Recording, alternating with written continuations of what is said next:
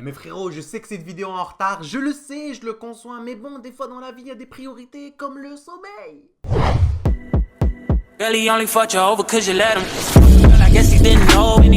Bienvenue à tous et à toutes dans cette nouvelle vidéo et dans cet épisode numéro 2 de la chronique et de l'actualité des Lions de l'Atlas. Bon, c'est plutôt l'actualité des Lions de l'Atlas, pas la chronique, mais c'est pas grave. Je suis désolé la famille parce que cette vidéo devait normalement sortir hier, le lundi 14 janvier 2019, mais elle ne sort que mardi parce que du coup j'ai eu un petit souci et j'ai pas pu vous la sortir à temps. Donc je m'excuse encore une fois, mais croyez-moi, ça vaut la peine d'attendre. Dans cette vidéo, on va attaquer tout ce qui s'est passé dans la semaine dernière, tout ce qui s'est passé concernant nos professionnels marocains. Que ce soit les joueurs qui font partie de l'équipe nationale, des joueurs de la Botola ou des joueurs qui seront susceptibles de rentrer dans l'effectif de l'équipe nationale marocaine. Alors on va commencer par ce qui s'est passé au début de la semaine, donc lundi 7 janvier. Dirar et Belhanda pensent sérieusement à rejoindre le championnat saoudien. Selon des sources très fiables, quelques clubs saoudiens penseraient sérieusement à intégrer Belhanda et Dirar dans leur effectif. Et le pire c'est que s'ils font ça, plus de la moitié des 11 Marocains seront dans un championnat au Moyen-Orient. Ce qui fait un petit peu beaucoup pour monsieur Hervé Renard qui voulait pas prendre des joueurs qui jouaient en Arabie Saoudite, au Moyen-Orient, etc. Il disait que ça manquait de compétitivité là-bas et que les joueurs n'étaient pas au top de leur forme lorsqu'ils se déplaçaient.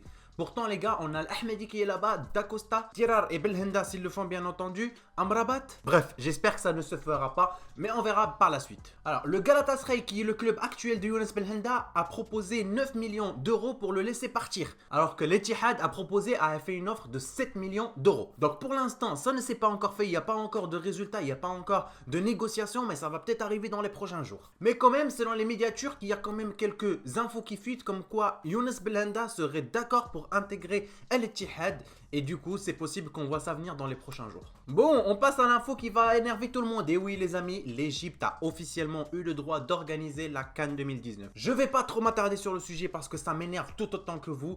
On va parler de ça dans une prochaine vidéo, on va tout décortiquer, on va essayer de comprendre le pourquoi du comment on n'a pas eu cette organisation. Mais pour l'instant, ce qui est sûr et officiel, c'est que l'Égypte va organiser cette CAN. Ce sera la pire vidéo du monde, mais bon, on va quand même la faire les gars pour au moins vous expliquer pourquoi. Ensuite les amis, mardi a eu un grand événement, c'est le CAF Awards.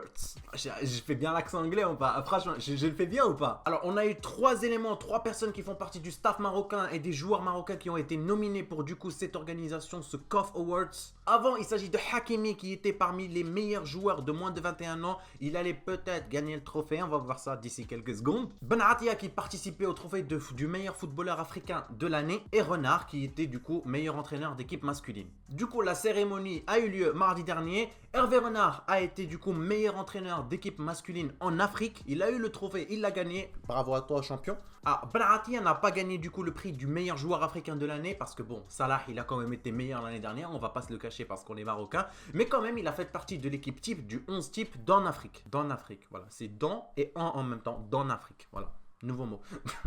Du coup, dans l'équipe type, on a eu Mahrez, on a eu Salah, on a eu Sané, on a eu voilà, Ben Atia, etc., etc. Aubameyang aussi, on l'oublie pas. Et Hakimi, les amis, a gagné le trophée du meilleur joueur de moins de 21 ans. Il a été nommé meilleur joueur africain de moins de 21 ans, les gars. Hakimi, quoi, Hakimi. Du coup, il l'a remporté face à Franck Kessie et Wilfred Ndidi. Là maintenant, les gars, on va parler du coup des joueurs qui ne sont pas encore complètement marocains. Enfin, si, ils sont marocains, ils ont la nationalité ou l'origine marocaine, je sais pas trop. Mais bon, on va parler du coup d'un joueur en particulier qui pourrait peut-être dans les prochains mois porter les couleurs de notre pays. Du coup, comme on le sait déjà depuis un moment, la FRMF, la Fédération Marocaine du Football, vise Ibrahim Diaz afin qu'il puisse du coup porter nos couleurs. Alors c'est un joueur de 19 ans, il est maroco-espagnol, donc en fait il y a encore le choix entre l'Espagne et le Maroc, on ne sait pas trop ce qu'il va choisir. Mais la FRMF, elle redouble d'efforts, elle essaie de tout faire afin que ce joueur fasse partie de notre effectif. Elle l'avait déjà convoité il y a quelques mois de cela, il avait dit qu'il avait besoin de plus de temps pour réfléchir.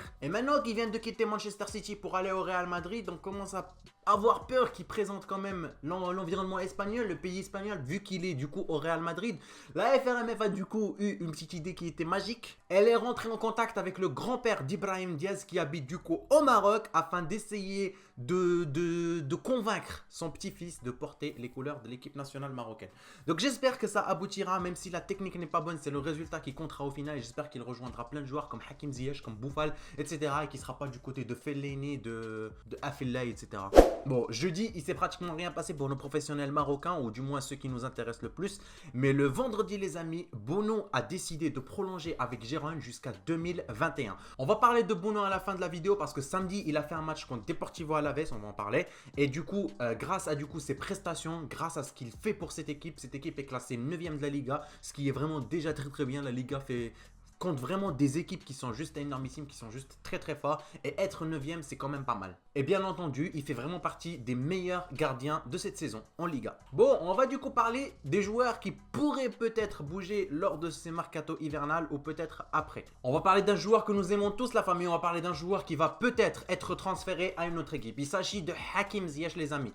Dortmund est fortement intéressé par notre petit joueur marocain, par notre maestro. Mais l'Ajax n'a pas envie de le laisser partir, ou du moins pas avant la fin de la saison. Ils ont encore besoin de lui. Ils n'ont pas eu le temps de du coup aller recruter quelqu'un qui va jouer à sa place. On verra bien par la suite, mais ça promet. Mais Dortmund, ils sont pressés. Ils ont dit qu'ils étaient même d'accord pour conclure une affaire maintenant en janvier, même si le joueur ne rejoint qu'en juillet. Donc du coup, ils signent les règles du contrat, etc.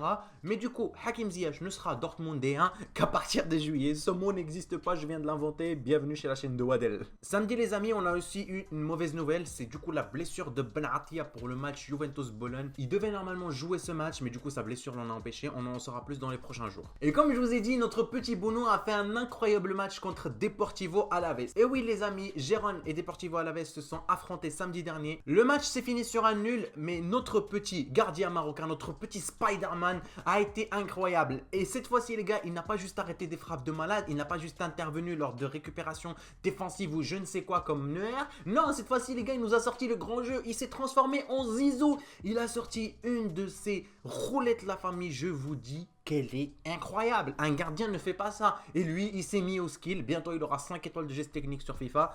Et ben voilà, Bono. Bienvenue, frérot. Bienvenue à toi dans le nouveau clan des skillers. Bientôt, tu dépasseras Neymar, tu lui mettras des petits ponts. Non, franchement, c'était un petit peu risqué, mais ça reste toujours beau à voir. C'est ça qu'on aime dans le football. C'est aussi le côté un petit peu spectaculaire. Voilà. Bien joué, Bono. Bien joué quand même. Et du coup, dimanche 13 janvier, on a appris que Ait Ben Nasser, les gars, que Youssef Ait Ben Nasser est convoité par... Vas-y, devinez qui c'est. Vas-y, je vous laisse dire dans les commentaires, à votre avis, c'est qui. Vas-y, je vous fais confiance, mettez pause dans la vidéo. Dites-moi dans les commentaires, à votre avis, il est convoité par qui en première ligue. Et après, revenez. Du coup, les amis, il est convoité par... Je sais que t'es pas parti écrire. Je le sais. Descends écrire. Et après, reviens comme si on était dans un live. Et tu verras la réponse comme tout le monde. C'est pas grave de se tromper, mon ami. C'est pas grave. Ça arrive dans la vie. Et va pas chercher sur Internet. Je te le dis. Va pas chercher. Bon, allez, j'ai arrêté conneries, les gars. Il est convoité par Arsenal. Un grand de la première ligue, les gars. Et si vraiment cette affaire aboutit, ça sera vraiment un grand pas dans sa carrière. Du coup, je vais vous expliquer comment il est convoité par Arsenal. Comme vous le savez, les gars, l'entraîneur espagnol d'Arsenal est très intéressé par les qualités de ce joueur. Il trouve vraiment que sa manière de jouer est très marocaine. Il aime bien les marocaines, tu vois ce que je veux dire? Non, c'est pas vrai. Du coup, il est juste intéressé par les qualités d'Ait Ben Nasser. Et sachant que Ait Ben Nasser, il est à Monaco actuellement et que l'entraîneur de Monaco est Thierry Henry. Et du coup, voilà, Thierry Henry, les amis, bah, il était à Arsenal avant. Donc, ça rendrait un petit peu l'affaire un petit peu plus simple. Et du coup, ça rendrait le transfert possible, on verra bien. Il faut toujours savoir, les gars, que Ait Ben Nasser est un très bon élément. Il compte vraiment sur lui dans l'effectif de Monaco. Et si part, ça peut vraiment coûter cher à l'équipe. Bon, je pense qu'on a fait un petit peu le tour, les amis. J'espère que cette vidéo vous a plu. Désolé du coup parce qu'elle n'est pas sortie au moment où je l'avais promis. Vous inquiétez pas, à partir de la semaine prochaine, ça sortira en temps et en heure conclu. Voilà. Je dois trouver les bons mots des fois, mais bon. Voilà, prenez bien soin de vous. C'était Wadel. Je vous dis... J'allais dire FIFA c'est bien, mais le foot c'est mieux, mais je suis pas Vince Sky. Mais voilà, je vous dis prenez bien soin de vous, c'était Abdel. Ciao, voilà, c'est bien comme ça aussi. Moi, je vous aime. Je suis dans ma